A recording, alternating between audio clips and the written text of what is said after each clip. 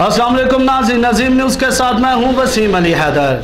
यहाँ पे हम आपको एक अहम खबर से आगाह करेंगे। गुजरावाला FIA का मुख्तलिफ इलाकों में क्रैकडाउन, कामों की वजीराबाद और सियालकोट में छापे मारकर 11 इंसानी स्मगलरों को गिरफ्तार कर लिया। इस टाइम हमारे साथ हमारे नुमाइंदा गुजरावाला से मौजूद है शेख नवीद। जी शेख नवीद, क्या तफसीलात है आपके पास? जी, गिरफ्तार मुलजिमान में जवाद हसन अनायत, सुलेमान, औरंगजेब, शहजादा खुरम, अफजल, मोहम्मद जुल्फकार और फैसल शामिल है। मुलजिमान लोगों को गैर कानूनी तरीक़ों से तुर्की, यूनान, इटली, फ्रांस और जर्मनी भिजवाने के धंधे में मुलव्वस थे।